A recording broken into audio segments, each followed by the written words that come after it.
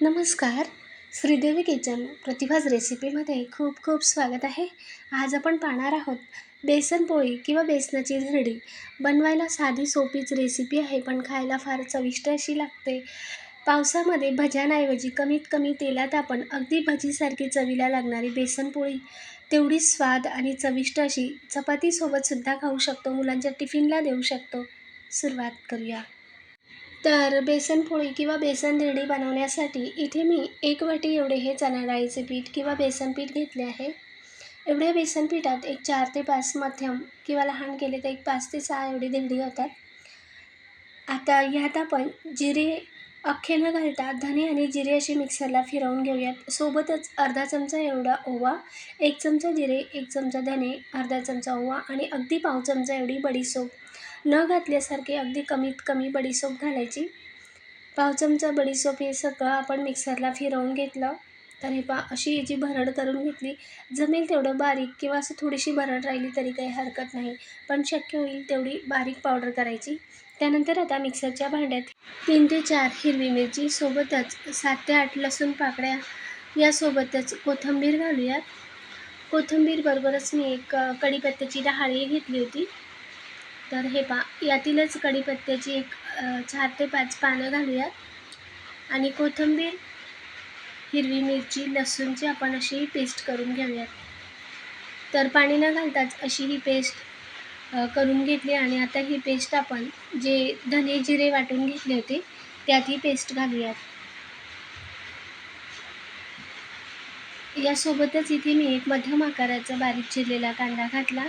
यावरच पाव चमचा एवढी लाल मिरची पावडर, अगदी पाव चमचा एवढीच हळद किंवा एक चिमूटभर एवढी हळद घालूयात. त्यानंतर आता हे सगळं आपण मिक्स करून घेऊयात. बेसन घालण्याच्या आधी सगळं हे मिक्स करून घ्यायचं. त्यानंतर आता यात घालूयात चणा डाळीचे पीठ किंवा बेसन पीठ. तर यातील सर्व बेसन पीठ मी घातले आणि फक्त एखाद चमचा शिल्लक ठेवले. आता बेसन पीठसुद्धा ह्यात सगळं मिक्स करून घेऊयात. कांद्याला चांगलं बेसन लागलं पाहिजे इतकं चांगलं हे मिक्स केल्यानंतर आता यात घालूया चवीनुसार मीठ आणि त्यानंतर अगदी पाव चमचा एवढी आमचूर पावडर. आता मीठही यात चांगले मिक्स करून घेऊयात. सगळं चांगलं आता एकजीव केल्यानंतर मिक्सरच्या भांड्यात आपण मिरची, लसूण, कोथिंबीरची पेस्ट केली होती त्यातच थोडंसं पाणी घातलं आणि ते पाणी यात ॲड करूयात. थोडं थोडं करून पाणी घालायचं, अगदीच पातळ करायचं नाही. थोडं थोडं करून हे बेसन पीठ ओलवून घ्यायचं. तर हे म्हणजे अशा गाठी मग राहत नाही. तर हे इतपत असं मी हे ओलवून घेतलं आणि त्यानंतर आता पुन्हा यात पाणी घालणार आहे. सर्व गाठी आपोआपच मोडतात. अजून थोडंसं मिक्सरच्या भांड्यात पाणी शिल्लक होतं तेही यात मिक्स केलं. असं थोडं थोडं करूनच पाणी घालायचं आणि आता पुन्हा थोडंसं अगदी 2-3 चमचे एवढे पाणी घातले.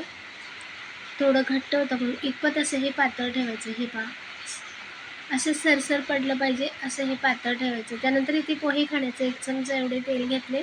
तेल थोडंसं गरम करून यात अगदी चिमूटभर एवढे हिंग घातले आणि आता हे गरम तेल यावर घालूयात. तेल घालणं पर्याय आहे, नसेल आवडत नाही घातलं तरीही चालेल. हिंग तुम्ही असंही घालू शकता.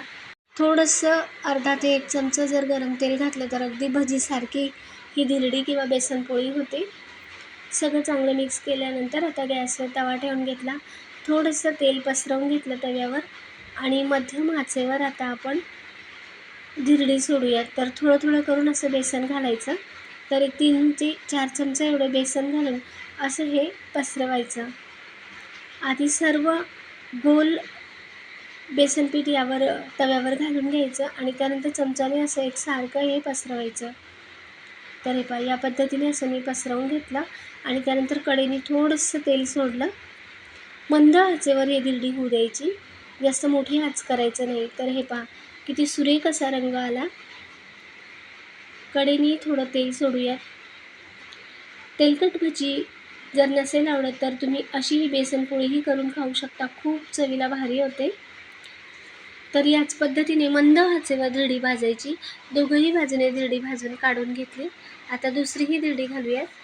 त्याच पद्धतीने एक 4-5 चमचे असं बेसन घातलं आणि एकसारखं हे गोल पसरवून घेऊयात. चमच्याने थोडंसं असं फिरवून घ्यायचं, म्हणजे एकसारखा कांदा वगैरे सगळा असा एकसारखा होतो. पुन्हा मंद आचेवर होऊ दिलं. त्यानंतर उलट बाजू केली. पुन्हा कडेने अगदी थोडंसं तेल सोडायचं.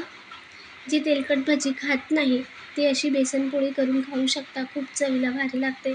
अगदी तळलेल्या भजीसारखीच याची चव येते. तर हे पहा, दुसऱ्या बाजूने किती सुरेख असा रंग आला आहे. अशी बेसनपोळी किंवा धिरडं मुलांच्या टिफिनसाठी सुद्धा बनवून देऊ शकता. सकाळच्या नाश्त्यासाठी सुद्धा बनवू शकता. चवीला खूप भारी लागतं. रेसिपीला लाईक, शेअर, सबस्क्राईब करा. कमेंटद्वारेही सांगा. नवीन रेसिपीसोबत पुढच्या भागात पुन्हा भेटूया. धन्यवाद.